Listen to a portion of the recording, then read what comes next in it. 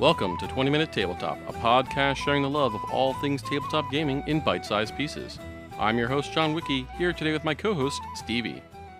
Zoinks like, hey Scoob, there's something weird going on over at that creepy mansion. Ruh-roh Raggy, I hope it's not a ghost. Join us this week with our terrible impressions as we talk about Scooby Doo, Betrayal at Mystery Mansion.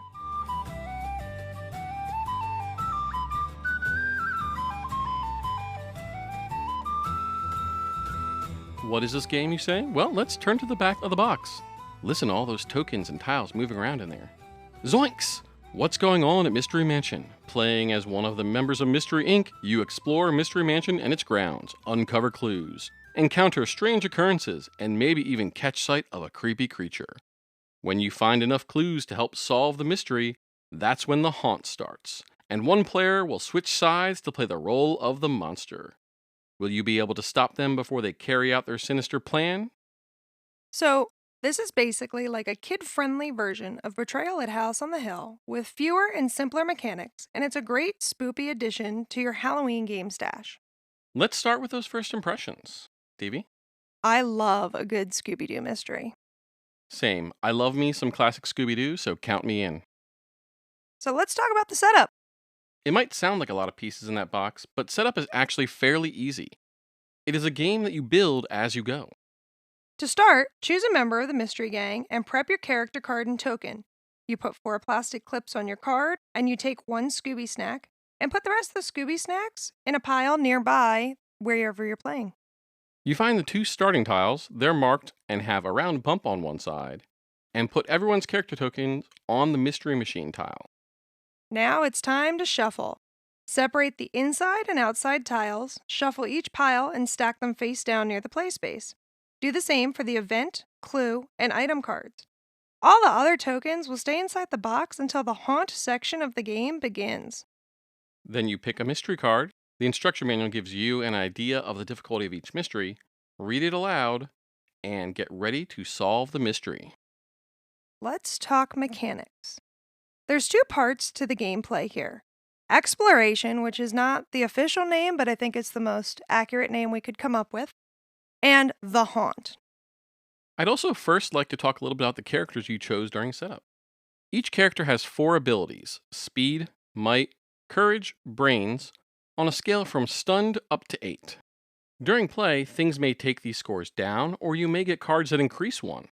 And if any one value is reduced to the skull icon, your character is stunned. That essentially means that you lose a turn, as your next turn is going to be taken to get back up again.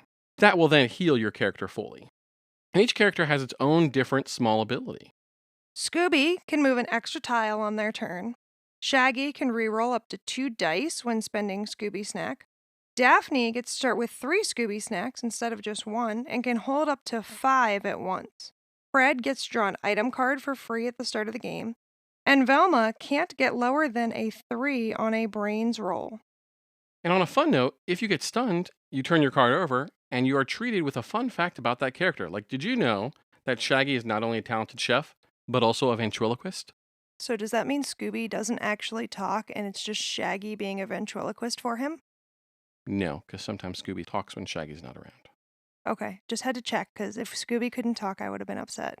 In the first phase, on your turn, you can move your character token up to the number of tiles equal to your speed. And then you can discover a new space, either inside or outside. So you grab one of the tiles for the area you're on, you flip it over, and basically you connect it to your current location and match up the doorway. So this is kind of cool because you can then put it however you want as long as it attaches. So you can build out really cool patterns, or you can keep everything interconnected depending on how you want to build it out. Some of them actually may grant something when discovered, such as the creepy basement causes the hero to immediately lose 1 courage. However, others have abilities that are used throughout the game, such as the dining room allows you to take a Scooby snack if you end your turn on that tile. Each tile also has a symbol for either an event, an item, or a clue card, which you draw and read aloud. So when you discover the new space, that's when your turn is over after following through with the cards. And at the beginning of the game, you spend a lot of time only moving 1 tile at a time because you are trying to discover enough clues to start the haunt. So the beginning can be a little repetitive in that a lot of times you're just moving 1 spot at a time in order to discover all those new tiles. Because, yeah, you can move up to your move speed, but your goal is to get the haunt started, which you can only do with clue cards, which we'll talk about in a second. I do like to sometimes double back and then build off of a new doorway to build a new tile out in another direction, though, which is always an option with your speed. Right. I definitely think that changes based on how many people you have playing as well. Other actions you can take on your turn include giving or taking an item or a clue or a Scooby snack from each other. Event cards only happen once, and the cards get buried or put on the bottom of that deck once they are completed. Those are the most common ones in that first half of gameplay where you're going to make a trait roll. As for the other cards, the item cards you keep until you utilize them. Typically, you'll bury them later when you put their effect into use. And clue cards are also kept. Your character keeps those clue cards. Some of them do have effects you can use during the haunt, but not during that first phase, and it will specify that on the card. And each time you collect a clue, you make a roll with the dice and you put 1 dice per clue discovered. So if you drew a clue card and there were 3 other clues on the table with the various players, you now roll 4 dice. If the dice total is 5 or more, or you draw the 9th clue card, the second phase of play, the haunt, begins. Now, these are 6-sided dice, but they only have 1s, 2s, or blank sides. So you need to have a number of clues before you can even start the haunt. There's a modest pause when the haunt starts because one character has to fall in a trapdoor and become the monster, and they have their own mechanics and rules to read in the monster's tome, while the remaining players have to read their section of the haunt in the Secrets of Survival. There's also like a second mini setup phase that occurs here because you need to retrieve other tokens from the box for the monster, and a list is given in both the monster's and the player's instructions for that haunt.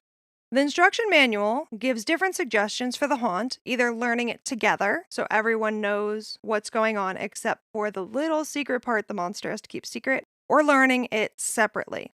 What we've done is we've actually kind of mashed these together. So, in order to help the kids come up with teamwork strategies and understand why we're doing certain things when we're playing as the mystery gang, we've learned the players section of the haunt as a group. And then John has kept all of the monster stuff secret because honestly, it's pretty easy to discover after a couple turns kind of what those monsters' abilities are. And you don't necessarily need them up front because you each have different goals. Then play starts to the left of the person playing the monster and continues around the group to the left so that on the first round, the monster goes last. So the players have their instructions on how to stop the monster and can work as a team to give and take actions, movement, other additional skills given their Secrets of Survival manual, specific to that haunt in order to stop the villain. However, in the Monster Tome, you're given the plan, some facts on what's really going on, as well as a guide on how to play the haunt, special actions you may be able to do, and your objective to win. I think it's a good jumping off point to jump into our enjoyment of the game.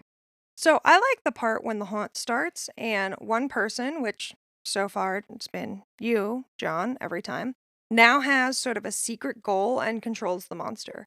It is really fun to team up and try and thwart the villain together. So at that point, it goes from being a cooperative game to being a versus game. Yeah, I really enjoy this. I love the aspect of building out the map during play, and it's a lot of fun to play the monster, to be honest. I've only managed to win once, though, against you.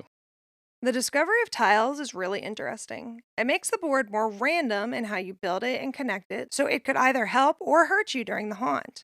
In addition, some have areas you need, so if you didn't discover them yet, you might need to uncover them. In the latest game we played, the haunt wanted to destroy things but could only do so on specific tiles. So while we had a lot of tiles uncovered, John, as the monster, needed to uncover additional ones because we'd only found one of the tiles that he could smash. In another haunt, you needed to take items away from the monster to a location we hadn't discovered yet.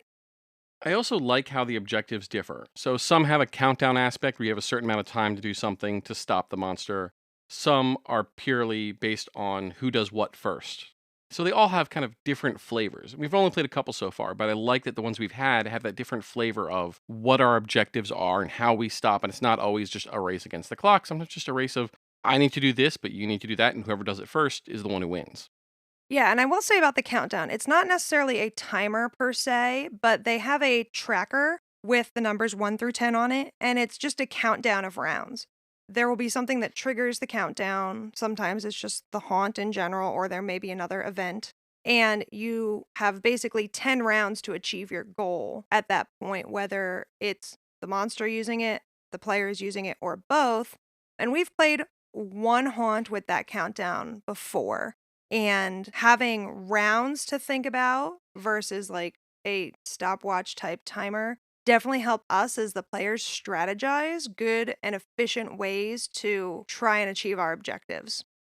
I will say that I do think it is more fun with more players. So it worked with only 3, but once you have one person drop out for the haunt, it becomes 2-on-1. Now, I do think it is really good that the game has built in adjustments for the win criteria based on the number of players, so it balances it out, which is a nice touch. So in the destroy mechanic, I had to destroy more things before you stopped me because that gave you guys more time to stop me with just 2 of you. Whereas other times, if there's more players, it might be easier to stop the haunt, so they have to do less things to qualify. So it has a nice balance built in there. When you have more people, you could probably try different strategies to stop them. In our most recent game, the 2 characters that were left were not the best match for the villain because in that haunt, it was all about might rolls. And TJ and I had Velma and Scooby who have pretty low might scores, so that definitely contributed to it making it harder for us to beat the villain. And in that mechanic, if you try to stun the villain and are unable to, you have to also take damage in addition to not succeeding. So there was one point where you rolled a 7 and I rolled a 4. So I had to take 3 damage in addition to not having succeeded at stunning you because that villain you have to try to stun 4 times before you're successful. I will say that you picked up the perfect card for that. I forget which type it was that gave you the ability to use your brains instead of might. So, like, there are also counters in there built in for those things where that way this character can still be effective and can still do things. Oh, yeah, that was an item. That was the library book, and it said I could use my brain stat in place of my might stat on might rolls. So that did help some because I was rolling 4 dice instead of 3. However, you were rolling like 5 or 6, and that can, if you roll all 2s on 5 dice, there's no way I'm going to beat that. So I'm taking at least 2 damage at that point.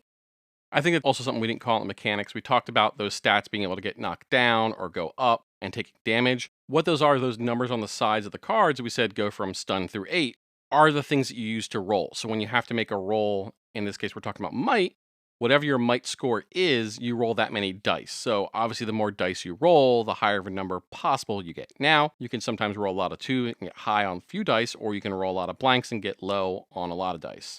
It does come into play that that's what you do when you want to roll, is those numbers matter. So, like, if you get items that either boost those scores, that helps. But if you start taking damage, you apply it wherever you want to, but you really don't want to against the score that you really need to use to counteract this. In addition, we mentioned Scooby snacks, and rolls are where those come in handy. So, a Scooby snack allows you to re-roll any 1 dice on your trait check. So, Shaggy's ability to use 1 Scooby snack to re-roll 2 dice can be really helpful in the haunt because if he gets 2 blanks, he can re-roll those and has a chance of having that come up with a number. On the flip side, Daphne's ability to carry 5 Scooby snacks is awesome because if she's on the same space as somebody who needs to re-roll the dice, she can use her give action in order to give them a Scooby snack because she can hold the most Scooby snacks. And those are great too because you don't have to decide up front. You roll and decide I want to re-roll one, and then you can decide to re-roll another one. So you can just choose to spend them as currency as long as you have them. And like we said, there's other areas and places to re-get more Scooby snacks. And I think that was one of the nice things with the haunt we played is, in addition to other ways to get Scooby snacks back, there was explicitly, if you go to this spot, you can take up to 3 Scooby snacks because it's known that you're going up against mites. You might not always have enough, but like those re-rolls can come up huge when you take something from nothing to 2. And actually, that tile ability that came in the haunt is in addition to the dining room tile, where you can also pick up a Scooby snack, which gave you 1 location inside where you could get additional Scooby snacks and 1 location outside, which you can't normally find Scooby snacks outside. So that was really helpful for the players. I'll also say that I love that these are all based on actual episodes. So you can play the mystery, then go find the corresponding episode and watch how Mystery Inc. solve the mystery. I want to say that I think they're all classics from Scooby Doo, Where Are You?, which is the original series. And we've found that in the US on Max streaming. but I haven't been able to confirm for sure that they are all only pulled from there. Though I want an expansion set with more characters to play, maybe more haunts as well. I want to be able to play as the Harlem Globetrotters, Mr. T. I believe you have a whole string of wrestlers as well as the band Kiss as options if you're pulling from all of Scooby Doo. So, let's get some of those special characters in there to play and help Mr. Ink out. Not gonna lie, it would be really fun to play as Mr. T. What would your special ability be? I feel it has to come off of Pity the Fool. I don't know what it'll do, but maybe Pity the Fool and you can make the haunt reroll a dice for a Scooby snack. Oh, so kind of like an intimidate action? Yeah. Okay. I dig it. What about the band Kiss? What would their special ability be? Rocking your face off. I don't know what it does yet. Maybe it's like bardic inspiration and they can, if you're in like the same space or an adjacent space, they can give a temporary boost to one of your scores. That would be fun. So it's kind of like bardic inspiration where you get an extra d6. Oh, I also like that all the villains are like your typical, I would have gotten away with it if it weren't for you meddling kids kind of villains. Because that's a really fun aspect of the cartoon and their ability to translate that over to the haunts and for each one to be different every time or the villain's objective to be different every time was really fun because you do definitely get a lot of pull off the mask. Oh no, it's Mr. So-and-so. Yeah, I do like that in the monster side, it does have, if you win, here's what you read out. And if the Mr. Ink wins, here's what you read out. And it's that very much like, well, this is what I was up to, and you foiled my plot, you kids. So it is really kind of cool how it pulls that in there. But it also gives you that if the monster wins, which they never do on the actual show. But if they did, this is what they would say. So we talked about how at the beginning of the game you pull a mystery card. Well, there's only 5 or 6 of those.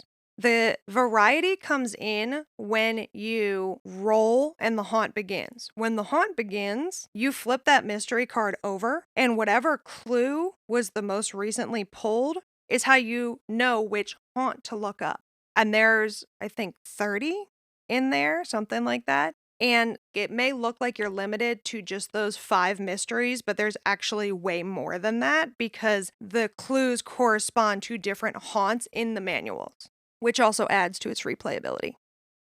So, length of play. I think when we played it last, it was probably around 30 minutes. So I think you really get 30 to 60 minutes to play, depending on how frantic you go. Like I said, there's no timer on this. You take the time that you want to. Depending how quickly you start the haunt will also make obviously a big difference because the discovery phase has a lot of going through, reading cards, adding tiles, moving around. So if that phase ends up going quick, the haunt might start really quickly, but then you also still may need to discover more in the haunt to be able to succeed. It can definitely make a difference there in that variability of the length. Yeah, we've only played this with 3 people and with 4 people, and I feel like with 4 people, the haunt started quicker because there were more of us pulling tiles each time we went around, right? So over time, it kind of adds up. So I imagine that maybe with 5 people, that discovery phase would go even quicker.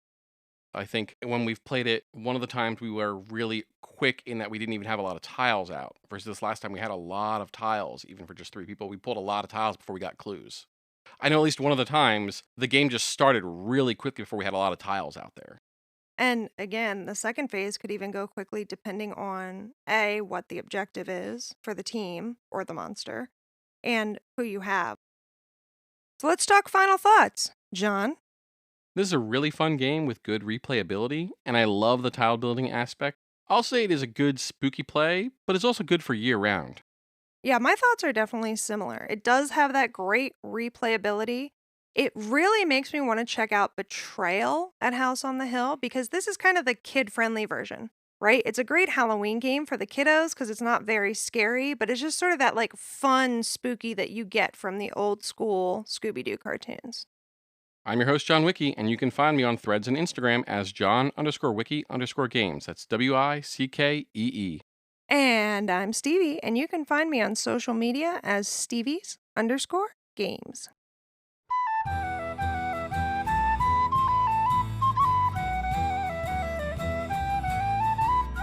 20-Minute Tabletop is a Morecore Studios production. Theme song by Arthur Rowan, Morecore art by Sita Duncan. Do you want more tabletop gaming fun? Subscribe to 20-Minute Tabletop on Spotify, Apple Podcasts, Google Podcasts, or wherever you get your podcasts. Like what you hear? Leave us a review while you're there or tell a friend. Find out more on our website, 20mintabletop.com. That's the numbers 20mintabletop.com. or connect with us on Twitter, Threads, and Instagram as @20min Tabletop, @20min Tabletop. Thank you and roll with fortune.